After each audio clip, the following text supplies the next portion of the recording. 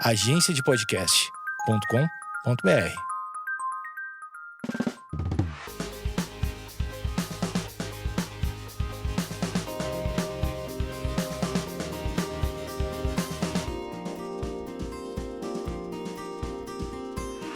Oi, gente, tô começando aqui mais um podcast, mais um episódio. E o episódio de hoje é um pouco diferente do que eu já fiz aqui. É um episódio, como vocês podem ver no título, sobre Maio Laranja. E o que é o Maio Laranja e por que falar sobre isso. E se você me segue no Instagram ou no Twitter, você deve ter visto que o meu ícone tá laranja. E muita gente está perguntando e tá curioso por que disso e tudo mais. E eu escolhi falar sobre isso no podcast, porque aqui eu tenho mais espaço, eu tenho mais tempo e tudo mais. E já compartilhei algumas coisas no Instagram, mas para você que perdeu e tá ouvindo isso agora, eu acho que vai ser um podcast muito bom e um episódio muito legal para você entender um pouco do que tá acontecendo e tudo mais. E dia 18 de maio, agora, acontece o Maio Laranja, que é uma campanha de conscientização sobre abuso, contra, né, o abuso sexual infantil. Na verdade, muita gente já falava sobre, mas criaram essa campanha associando o laranja e tudo mais. É muito doido a gente falar sobre isso nesse tempo e é muito louco também como a gente pode fazer isso, né? Seja nas redes sociais, seja... Agora, mais do que nunca, a gente precisa usar mais todos os nossos meios virtuais e tudo mais. E eu ter mudado a foto do meu perfil, isso chama muita atenção e é justamente para isso, realmente para chamar a atenção das pessoas, para as pessoas que não sabem o que está acontecendo ou que não estão por dentro do assunto. E eu acho que é muito fácil a gente saber que isso acontece e ignorar isso, mas falar sobre isso ajuda muitas pessoas, não só as mães, os pais, né, os responsáveis pelas crianças poderem falar sobre isso, mas pessoas que já sofreram algum tipo de abuso também falarem sobre isso. Então, eu tenho um PDF aqui com alguns dados, e tem uns dados aqui, por exemplo, de números de abuso e exploração sexual infantil no Brasil, no período entre 2011 e 2017, que é um número altíssimo, e fora que, assim, se a gente pegasse de 2018 até agora, provavelmente esse número aumentou. E a intenção da campanha é realmente diminuir esses números, de alguma maneira, levando informação, conscientização e até pessoas a relatarem sobre isso. Então, o número de casos de violência sexual contra crianças e adolescentes no Brasil, nesse período, foi de 141 mil. Então, tem um caso contra criança, tem um caso contra adolescente, também tem uma porcentagem de contra meninas e meninos. Enfim, é um material muito legal e você pode acompanhar mais sobre isso no Instagram, @maiolaranja. E, enfim, hoje eu trouxe uma pessoa para conversar com a gente sobre isso, que é uma amiga que eu já conheço há um tempo e que eu pensei logo nela, que ela já trabalhou com esse tipo de coisa, ela já participou de perto em lugares que passam por isso e que às vezes a gente não tem muito essa noção. Então, acho que ninguém melhor do que ela para comentar um pouco da experiência que ela já teve, de coisas que ela já presenciou, e que é a Pérola. Oi, Maria, tudo bem? Bem, e você? Tudo ótimo. Obrigada por ter topado participar desse episódio. Acho que, como eu disse, né, você foi uma pessoa que veio muito na minha cabeça, porque você já acompanhou um pouco de perto. Eu também já tive essa experiência, mas eu queria que você falasse um pouquinho disso e como que foi o seu primeiro contato com esse mundo, né? Porque é um mundo fora da nossa realidade, na realidade de muita gente. Eu queria que você contasse um pouco. Eu primeiro quero agradecer porque há muitos anos o dia 18 é lembrado, né? Fielmente por quem trabalha com isso, sobre um dia especial contra o abuso e a exploração sexual de crianças e adolescentes. E ver essa onda laranja tomando conta do Instagram, do Facebook, do Twitter, de todo mundo, assim, é muito bonito. É muito bonito mesmo, dá a esperança de que talvez isso possa acabar e os números possam diminuir no Brasil, no mundo, porque pode tomar uma proporção maior do que aquilo que a gente imagina. Então é muito legal ver isso acontecendo. Bom, como você sabe, você esteve lá comigo, né? Eu morei durante 1 ano em Recife, em Jaboatão dos Guararapes, trabalhando especificamente para uma casa de acolhimento chamada Vila Betânia, que tem um trabalho espetacular. E a Vila Betânia, ela é vinculada a uma ONG chamada Shores of Grace, que também faz um trabalho dentro de comunidades e nas avenidas de Recife, né? Então, eu realmente, assim, vi de perto essa situação. E fora esse meu 1 ano de trabalho específico ligado a isso, eu tinha viajado já ao Brasil em alguns lugares que o turismo sexual é muito visto, né? Principalmente nas cidades que são muito bonitas, nas praias muito lindas. Então, eu cheguei a ir para outros lugares e ver essa realidade acontecer, tanto no sertão, quanto em cidades grandes como Fortaleza. E é muito triste, assim, é muito difícil. Eu falo pra você que as primeiras vezes que eu via, eu me lembro perfeitamente, assim, da primeira vez que eu vi com os meus próprios olhos essa situação, sabe? De um homem muito mais velho com uma menina.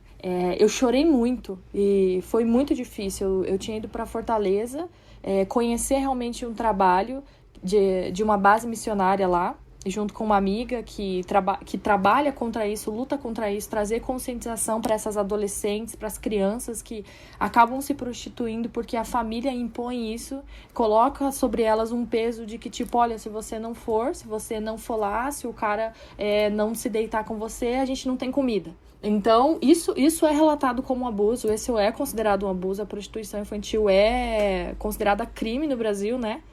E eu lembro que eu cheguei lá, e as pessoas falaram assim, olha, a gente vai conhecer uma casa onde essas meninas ficam e os homens vão até lá. Eu falei, não, mas eu vou chegar lá, vai estar tudo muito de boa, né? Tipo, não vai ser tão explícito assim. Mas não. Eu lembro que eu entrei, era um lugar muito escuro e eu vi umas meninas de 13, 12, 14 anos, assim, meninas de tudo, não tinha nem ainda o corpo 100% formado, sabe? E homens, assim, da idade dos meus avós, do meu pai, do meu tio, junto com essas meninas e beijando essas meninas, passando a mão nessas meninas. E eu lembro que eu saí de dentro daquela casa lá e eu sentei na calçada e eu comecei a chorar muito, mas eu chorava muito. E aí uma das pessoas veio conversar comigo, tentando me acalmar, e ali naquela rua muitas meninas também estavam andando e os carros paravam e conversavam com elas. E eu comecei a ficar apavorada com aquilo. Eu falei assim, gente, não é possível que na cabeça delas isso é normal, isso se torna normal.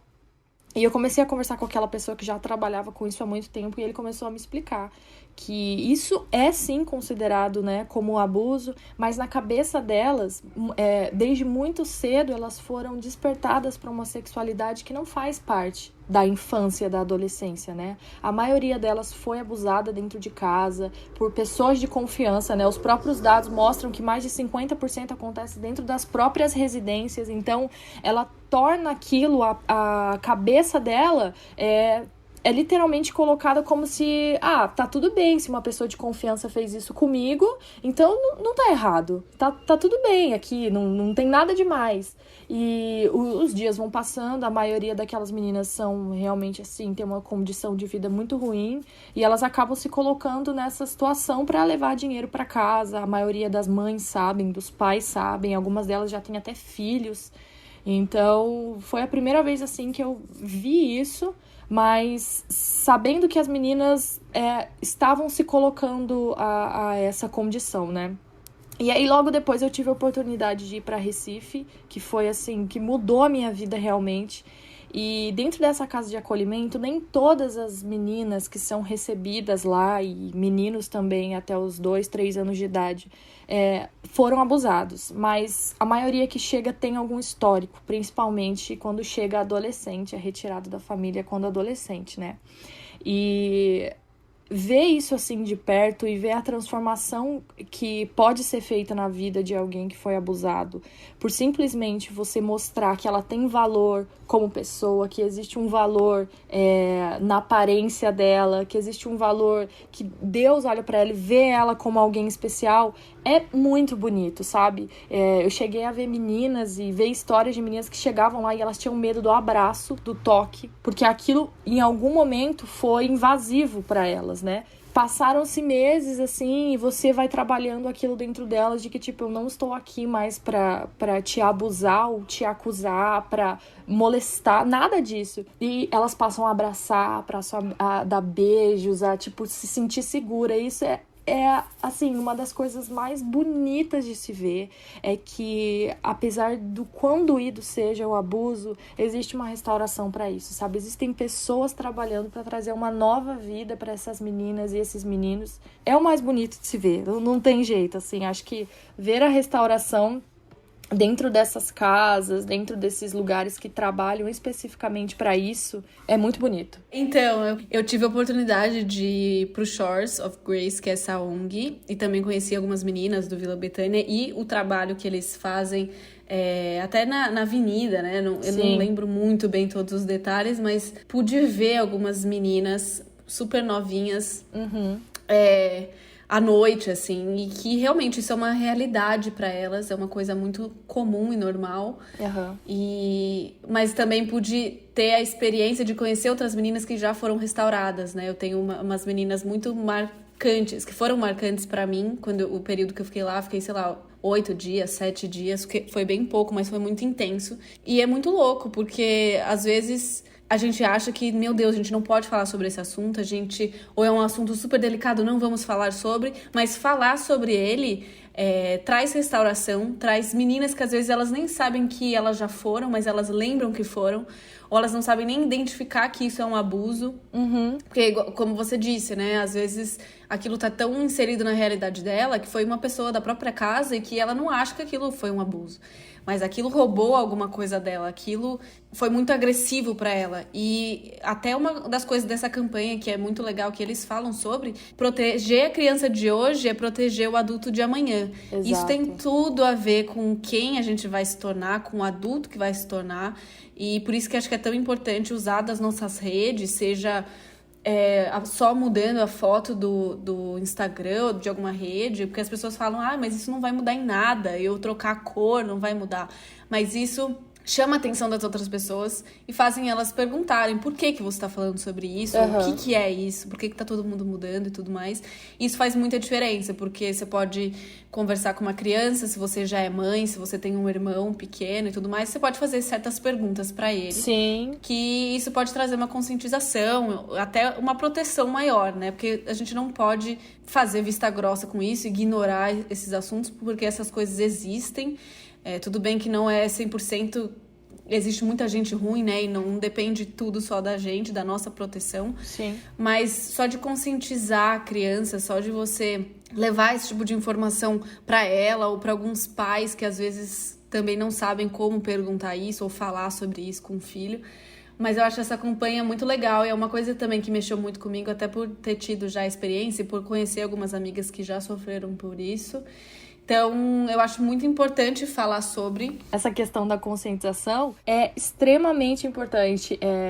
Eu passei por isso também, das pessoas perguntarem, mas o que eu faço pra mudar? Tipo, só mudo minha foto? Ok, mudando a sua foto já tá ajudando bastante. Mas o fato de você conscientizar as crianças que tem perto de você, as famílias com que você tem contato, que tem crianças pequenas e adolescentes, escolas, igrejas, sabe? Esse assunto, ele tem que ser falado. A criança, a adolescente, ela tem que entender que o corpo é dela e não do outro. Que o outro não tem direito sobre o corpo dela, sabe? Vai chegar um certo período na vida dela em que ela vai poder optar se ela quer ou não aquele toque, mas ela tem que entender quais são os toques perigosos, né? E isso é muito importante. Existem bonecos terapêuticos como se fosse esses fantoches mesmo, bonequinho, ursinho, que eu lembro que no Betânia eles trabalhavam muito com isso e era muito legal. Eu cheguei até a comprar em São Paulo e levar pra lá. O boneco, ele tem todas as características de um adulto mesmo, de um corpo de adulto, né? Então, ele tem as partes íntimas e tudo mais. E pra ensinar a criança o que pode e o que não pode ser feito, sabe? E eu lembro que eles utilizavam isso, assim, até pra conversar com crianças que tinham passado por isso, entender em que nível que aquilo estava dentro dela, o que ela entendia como certo e como errado, e reverter isso, sabe? Porque isso que você falou é muito importante. A proteção hoje é proteger o adulto de amanhã. É muito nítido isso. Pelo menos Cada pessoa, acho que... Eu nunca fui abusada, eu nunca passei por essas situações, mas eu conheço alguém que sim. É a mesma coisa que você acabou de falar. Você conhece amigas, você tem amigas.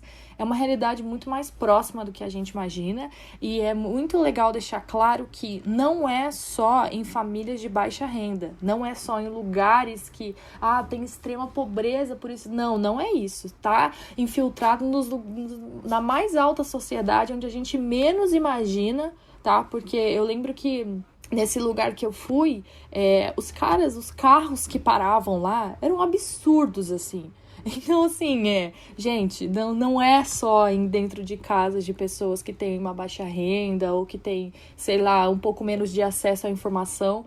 Tá em todos os lugares, infelizmente, hoje a gente encontra com essa realidade que é tão difícil, tão doída, mas que se a gente começar a trabalhar para uma conscientização, aos poucos é possível ver a mudança e a diferença.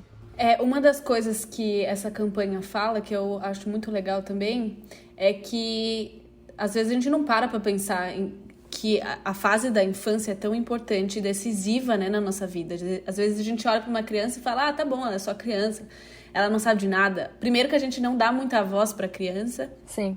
Mas que isso nem entra nessa questão, mas a gente precisa cuidar da infância das crianças, porque isso tem um reflexo muito grande na vida adulta, né? Então, é uma fase que a criança está se desenvolvendo, que todo mundo passa por essa fase, todo mundo já foi criança ou é.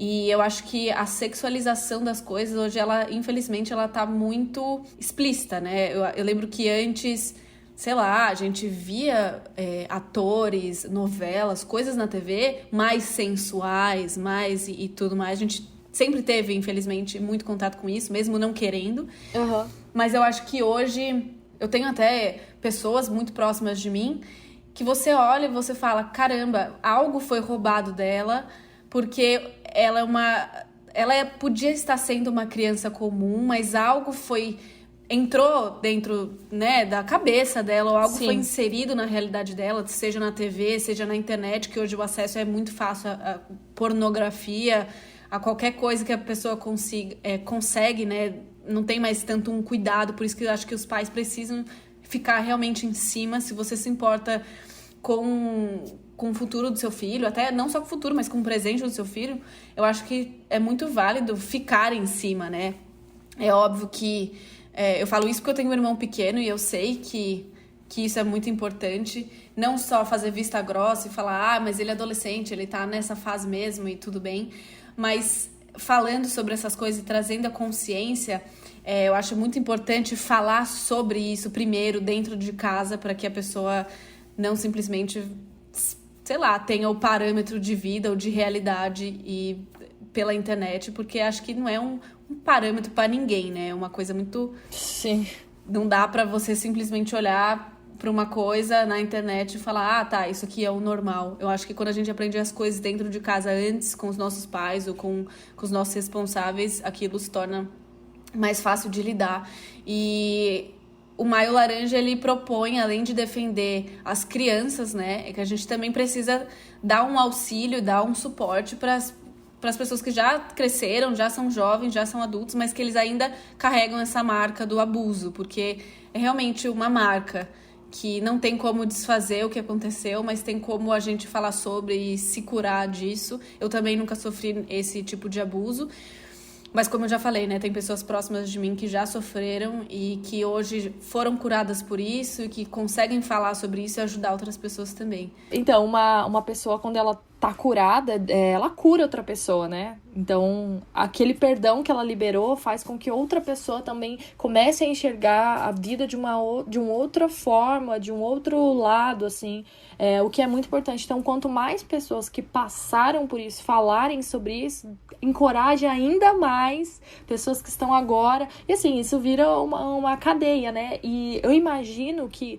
quando você dá voz a isso, você começa a amedrontar esses abusadores, né? Quando eles começam a ver os resultados de quem fala, o que acontece com quem abusa, ele realmente foi preso, ele realmente tá pagando pelo que ele fez, você começa a trazer um medo para aquela situação, tipo, não, eu não vou fazer isso, porque realmente o Brasil tá pegando sério nessa situação. Então o cara, ele vai pensar, o cara ou a mulher, porque tem mulher que também faz isso, 2, 3, 4, 5, 6 vezes antes de cometer um ato de abuso, né? Eu me lembrei de uma cena falando sobre a criança, você proteger o adulto de amanhã, né? Que eu lembro que eu tava lá no Betânia, eu ficava muito tempo lá, lidava muito com as adolescentes e com as crianças, né? E trabalhava muito, muito com elas a questão da sexualização. Pra entender, assim. Então, a gente sabia o histórico de cada uma, claro, né? E dava pra ver, assim, quando algumas sexualmente eram mais afloradas, porque realmente já tinha um histórico de que tinha passado por algum abuso e tudo mais. Então, a gente tentava trabalhar ao máximo o valor delas, o valor do corpo dela, pra ela entender que aquilo tem valor. Não pertence ao outro, pertence a ela, né? E eu lembro que eu tava lá um dia e chegou uma criança de 6 anos. E eu lembro que a polícia que foi deixar lá, né, com o assistente social, enfim, e aquela criança, ela gritava muito, muito, muito, porque tinha que soltar da mãe. E eu tava dentro da sala, eu lembro que, nossa, ela gritava tanto, que todas as vezes que eu conto essa história, eu consigo ouvir, assim, o grito que ela dava de desespero de ter que soltar da mãe dela.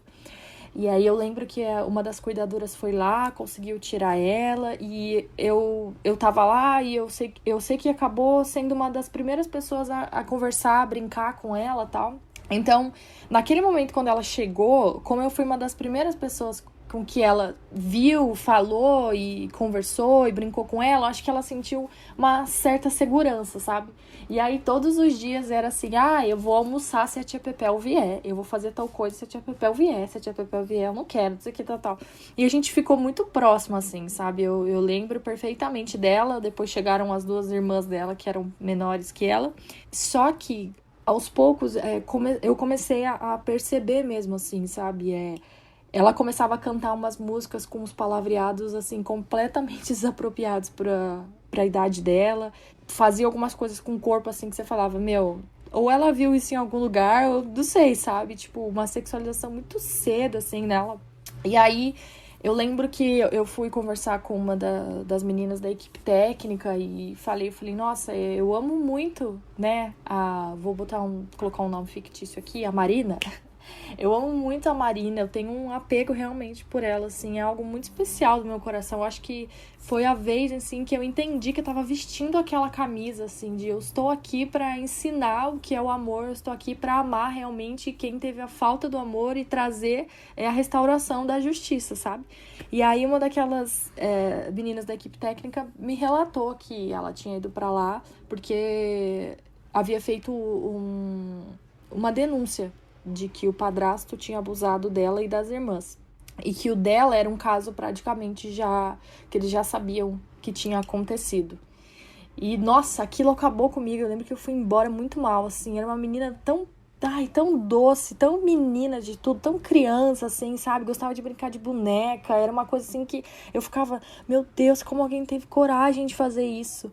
E... todos os dias ali lidando com ela, ensinando tarefas de escola, e aquela coisa, você vai assim, pegando o amor pela situação, pela criança, que é muito difícil. E eu tava em casa, eu tinha acabado de voltar do Betânia, era um fim de tarde, e o meu telefone tocou. Era ela por vídeo. Ela, tia Pepel, eu tô indo embora. Nossa, meu coração. Falei assim, aonde eu vou levar essa menina? Não, meu Deus, não pode levar essa menina embora. Eu tava desesperada. E aí eu falei, como assim você vai embora? Aí ela, tia Pepel, eu tô indo embora, eu tô indo de volta pra minha casa. E eu, quê? Como assim pra sua casa? E aí uma das meninas da equipe técnica, a Sil, pegou e falou assim, vem pra cá correndo, dar tchau pra ela, que o carro já tá aqui pra levar ela e as irmãs embora. Eu sei que era um trajeto, tipo, que levava uns 15 minutos pra eu chegar no Betânia a pé. Eu fiz em 5 minutos, assim, chorando, assim, suando, naquele calor de Recife, assim. E eu chorava e no meio do caminho falava assim, Deus, por que Deus? Por que tá levando ela de volta pra casa dela? E eu chorava. E aí eu lembro que eu cheguei lá, ela tava no portão, ela correu, me abraçou, me beijou. Eu falei, eu tô indo embora pra minha casa. Mas a felicidade dela, sabe, era assim, tamanha. E aí, quando ela entrou no carro, foi embora com as irmãs, deu tchau, eu sentei numa mureta que tinha lá e eu chorava muito.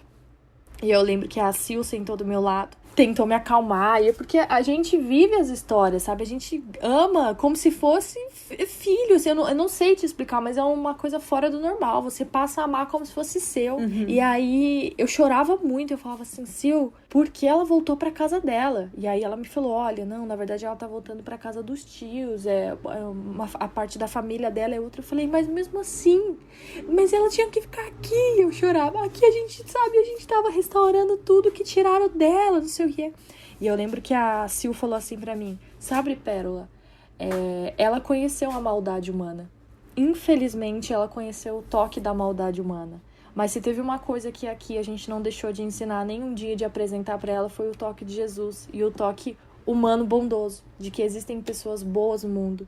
E que a gente vai crer até o último minuto, ter esperança até o último minuto de que a restauração foi feita na vida dela. Nossa, aquilo assim, tirou um peso de mim. E eu entendi que a justiça, ela não vem de mim, porque senão ela se torna uma vingança. Mas ela tem que vir de Deus, ela tem que vir, sabe, de quem realmente pode fazer, de quem realmente trabalha com as leis, e que realmente Deus levantou e deu sabedoria para fazer. Porque a nossa justiça, a Bíblia mesmo fala, como trapo de imundície. Ela é uma vingança. E a minha vontade era de pegar aquela menina, levar lá pro meu apartamento e deixar lá e criar ela. Adotei. Mas não tinha condição nenhuma pra isso, sabe? E essa história me faz lembrar muito, assim, de que, tipo, nós vamos vestir a camisa, mas em algum momento a gente vai precisar ter esperança e acreditar de que algo está sendo feito. Então, é muito importante a denúncia ser feita. Mas Pérola é uma família que... Como assim eu vou fazer a denúncia? Gente, a denúncia é anônima, sabe? Fica tranquilo, você não precisa dar o seu nome, seu telefone, seu endereço, nada. É uma denúncia anônima. Vista essa camisa de denunciar, vista essa camisa de começar a olhar com outros olhos as coisas, sabe? Às vezes a gente vê um abraço meio duvidoso e só fica no duvidoso, sabe? Tipo, toma partido da situação, mesmo que você seja chato, vê se é isso mesmo. Quem é essa pessoa? É pai? É tio? É o quê pra estar com essa criança dessa forma? Eu lembro que esses dias eu tava saindo do metrô e eu vi um homem com 2 crianças, mas tava muito estranho, assim. Eu vi que eram 2 crianças vendendo bala e, de repente, o cara tava dentro do metrô, ele começou a se aproximar das 2 crianças. Eu na hora, imediatamente, falei, não me interessa se é pai, se é mãe, se é tio, se for pai, vai me falar que é pai. Eu levantei, comecei a ficar perto, comecei a puxar assunto com as crianças, e o cara falando umas coisas estranhas, onde vocês moram, não sei o que. Eu falei, opa, na hora, fui acompanhando as crianças, o cara, desci, cheguei no segurança do metrô e falei, olha, provavelmente você já conhece essas 2 crianças que elas estão vendendo bala aqui, e cadê o pai e a mãe? Ele falou, eles estão lá fora. Eu falei, então esse homem não é pai, nem a mãe, não é nada dessa criança. Ele, não é. Eu falei, ele tá em cima delas no metrô. Aí ele, é sério? Eu falei, sim, desde a hora que eu entrei no vagão, ele tava em cima delas, tá fazendo umas perguntas estranhas. Na hora, a segurança foi, chamou outra, eles foram atrás. Então, assim, pode ter acontecido alguma coisa, pode ter impedido alguma coisa, eu não sei, mas a minha parte eu fiz, sabe? Eu fui pra casa um pouco mais tranquila. Então, a questão é, vamos mudar o nosso olhar. Essa realidade é mais próxima do que a gente imagina. Então, vamos trazer cura pra quem precisa, esperança pra quem precisa e, principalmente, vamos vestir a camisa, vamos denunciar, vamos trazer conscientização, porque eu sei que só assim os nossos dias vão começar a ser melhores e menos casos de abuso vão ser relatados, menos pessoas vão passar por isso. Vamos proteger realmente a criança, o adolescente, que é o adulto de amanhã. Pérola, muito obrigada por ter participado, estou muito feliz. Eu te conheço, né, pessoalmente, então eu sei realmente que isso é uma... Você é essa pessoa, você é a justiça, você é justiceira. E é muito bom conhecer gente assim. E às vezes realmente a gente fica com medo de se intrometer. Sim. A gente fica com medo de falar, de denunciar. Mas se você perceber algum tipo de coisa estranha, seja na rua ou com alguém perto de você, você realmente pode denunciar. Sim, se eu não me engano, é Disque 100, né? Disque 100. Discando 100, você consegue ligar e fazer uma denúncia. A intenção dessa campanha é justamente falar sobre isso, é trazer conscientização. E eu espero que você tenha ouvido esse podcast com, sei lá, com outros olhos e que isso te abra novas visões ou que isso te dê uma sensibilidade para falar sobre isso. E converse sobre isso, se abra. Se você já passou por algum episódio assim, mas nunca soube identificar, mas esse episódio fez você identificar, denuncie, fale com um adulto, com o seu responsável. Enfim, você também pode participar da campanha mudando a foto no seu perfil, seja no Instagram ou Facebook, ou a rede que você preferir, porque isso chama atenção mesmo das outras pessoas, isso faz com que as pessoas, né, por que tá todo mundo laranja? E você conversa com alguém, e a pessoa, nossa, meu Deus, vou falar mais sobre isso, vou também compartilhar. Enfim, eu acho que é importante e a gente precisa usar o que a gente tem para dar mais voz, para quem realmente não tem voz, para quem não consegue falar, para quem não consegue ser escutado. E obrigada, Pérola, por contar todas essas histórias. Eu que agradeço. Obrigada mesmo. E eu espero que vocês compartilhem esse episódio com alguém, com um familiar, com um amigo, sei lá.